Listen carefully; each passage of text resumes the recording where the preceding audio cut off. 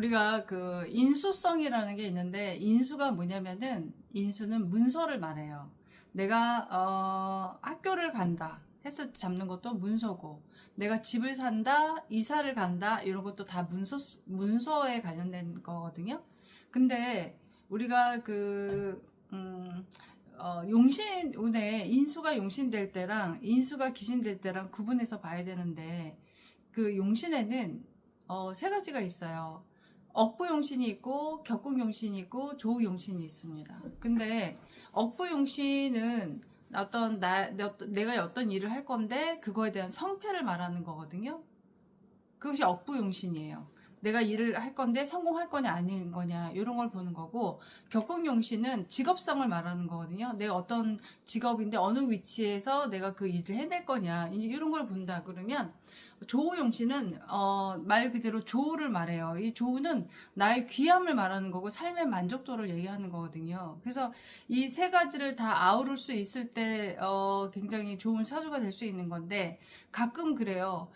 겨울에 태어났는데 조우용신이 그럼 화로 들어갈 수 있는 가능성이 크겠죠. 그랬더니 그 화운에 굉장히 좋은 일이 많이 생긴 거야.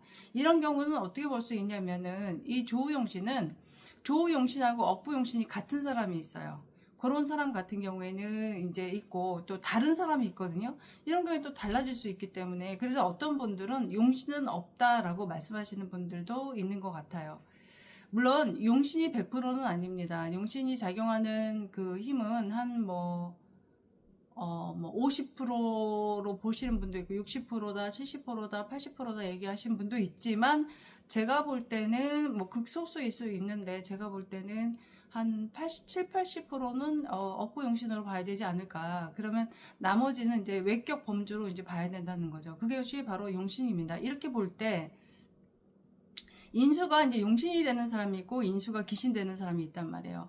그러니까 인수가 용신 되는 사람한테 인수운에는 어때요? 새 집을 짓는다든지, 아니면 내가 집 사서 매매했는데 그게 성립돼가지고 굉장히 좋은 집에 이사 간다든지, 또는 내가 인수성이 이제 용신이니까 내가 귀인을 만난다든지, 또는 좋은 소식이 온다든지, 내가 관운에도 내가 그 승진을 하지만은 인수운에도 내가 승진할 수 있는 좋은 소식이 오는 거거든요. 승진할 거야, 이런 소식이 올 수 있는 거거든요. 또는 내가 회사를 새롭게, 문서니까 회사를 새롭게 뭐 건립을 한다든지, 또는 또 그 해에 선물이 들어오는데 인수운이 용신이다 보니까 옷 선물이 이제 막 들어오는 거예요. 좋은 옷을 선물 받는다든지, 그리고 또 어떤 일을 하는 데 있어서 매사 자신감 넘치고, 또 그런 어떤 계획성을 갖는데 그 계획대로 모든 일들이 딱딱 맞아주는 거죠.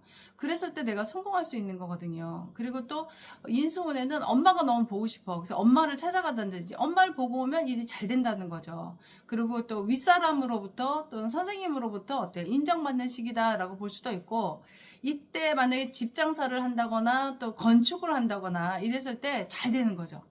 그리고 이제 학생이 인수가 용신됐을 때는 공부도 굉장히 잘하고, 또 공무원이 인수운 들어오잖아요. 그러면 이제 교육받으러 가는데 그 교육이 굉장히 유익한 거예요. 그리고 이제 일반인 같은 경우에는 이제 학원에 가서 뭔가 공부를 좀 해봐야겠다라는 생각을 하게 됩니다. 그래서 인수가 이제 용신됐을 때, 내가 이제 좋은 원하는 이제 학교에 들어갈 수 있고, 이제 이런 거죠. 근데 인수가 이제 귀신됐을 때, 흉신일 때는 집 짓다가 망하는 거예요.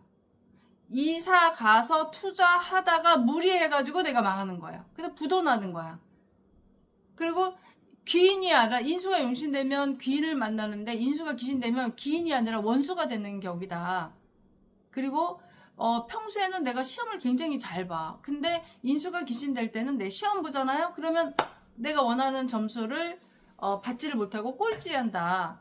그리고 내가 인수라는 거는 내가 먹는 거거든요. 나를 생애하는 거니까 내가 먹는 거예요. 근데 이때 내가 욕심 부리면 어때요? 막히는 거죠. 숨통이 막히는 거야. 많이 잔뜩 먹었는데 놓지를 않으니까 막혀서 난 어떻게 해요? 난 죽는 거예요.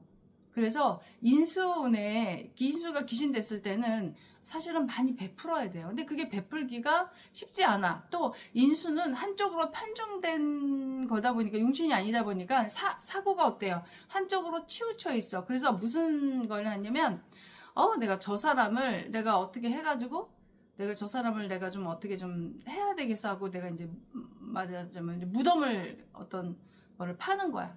그런데 거기에 내가 빠지는 게 그러니까 그 사람이 빠지는 게 아니라 내가 빠지는 격이다라는 거예요. 그래서 이때 욕심 부리면 그 욕심만큼 나는 망하게 돼 있다. 그리고 계획한 대로 안 돼. 부도가 나.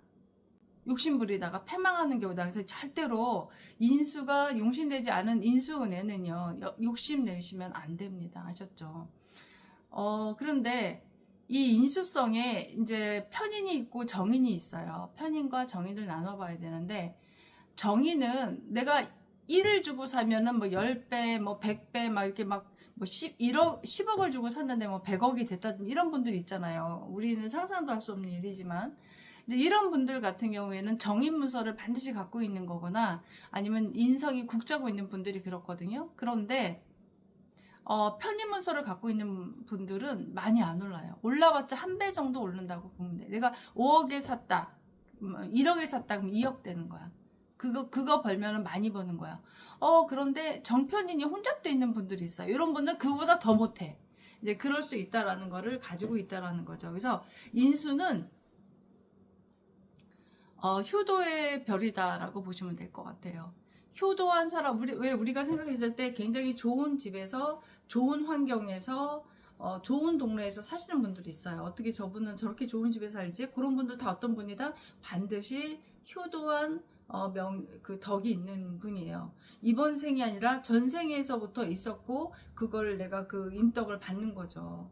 그런데 대부분의 인수성이 자미원진 육해라든지 뭐 진해 기문이라든지 이게 기문성이 붙는 분들이 있어요. 이런 분들은 새 집을 살기보다는 헌집 사셔야 돼. 왜? 인수성에 문제가 있겠는데 깨끗하신 분들이 있어. 국자 가지고 탁 투한다. 이런 분들은 좋은 집에서 정말 살 수 있다라는 거죠. 명당에서 살 수 있는 거였어. 명당에서 살 수 있는 분들이다라고 보시면 돼요. 그러면 내가 요걸 알았어. 그럼 난 어떻게 해야 된다?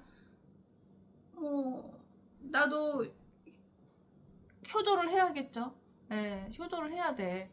그 효도를 함으로 해서 내가 그 덕을 쌓아서 그 덕으로 내 인수성에 좋은 일이 생길 수 있도록 해봐야 된다는 거죠.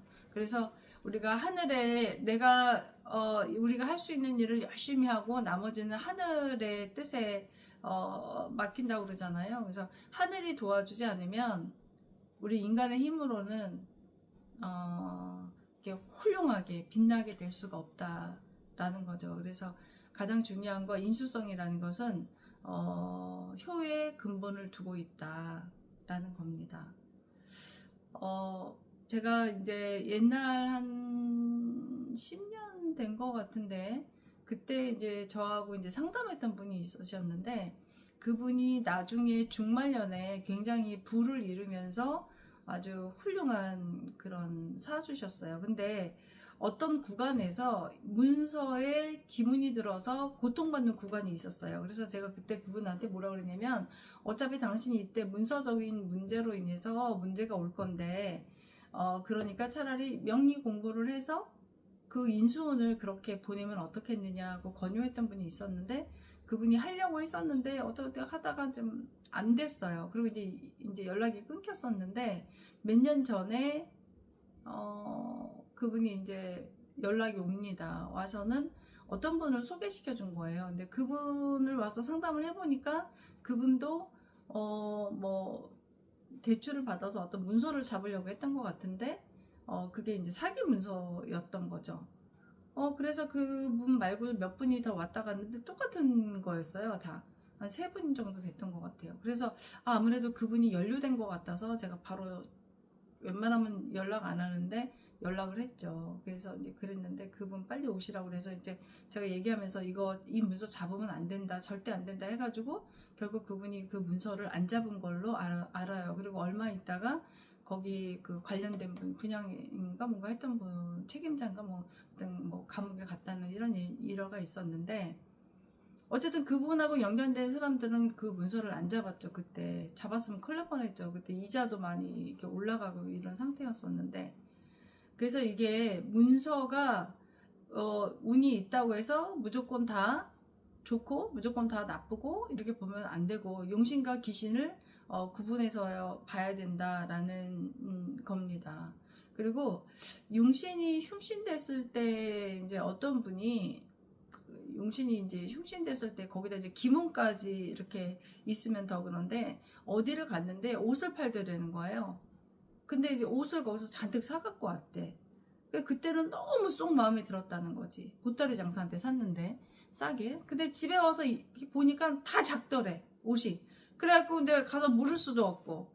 그래서 결국은 다 버린 옷을 샀다고 참 희한하다고 이런 얘기 하신 분이 있는데 이렇게 인수가 귀신 됐을 때는 있잖아요. 내가 뭘 사잖아요. 그러면 혹해서 사고 아주 너무너무 마음에 들어. 그렇게 쏙 마음에 들 수가 없어요. 귀신이 작용하는 거야. 눈을 흐리는 거야. 그래갖고 사가지고 왔더니 집에 보니까 웬걸 이거 잘못 산 거예요. 이런 경우가 있습니다. 그래서 문서가 건강하지 이렇게 귀문이 들어있을 때는 그러니까 내가 너무 혹할 때는 이거 문제가 있구나라고 너무 마음에 들어. 막 그거 안 사면 안 될 것 같아 이럴 때는 문제가 있을 수 있구나 하고 다시 한번 생각해보고 또 우리가 일이 인수용신자들은 막 일이 꼬여 많이 힘들어 이럴 때는 방법이 뭐냐면 부모님한테 찾아가서 특히 이제 인수성은 엄마니까 엄마한테 찾아가서 엄마를 위해서 말로만이 아니라 엄마를 밥 한 끼 따뜻하게 해드린다든지 이렇게 해서 엄마한테 한번 갔다 와서 효도를 하고 오면 그 일들이 풀린다고 해요. 그러니까 여러분들도 한번 그 인수를 좀 더 좋게 복을 받기 위해서 이제 2026년도는 이제 얼마 안 남았잖아요. 벌써 동지는 지나가고 있습니다. 그래서 2026년도에는 여러분들의 문서에 복이 많아서 복을 다 받는 그런 소원 성취하는 그런 한 해 되셨으면 좋겠습니다. 감사합니다.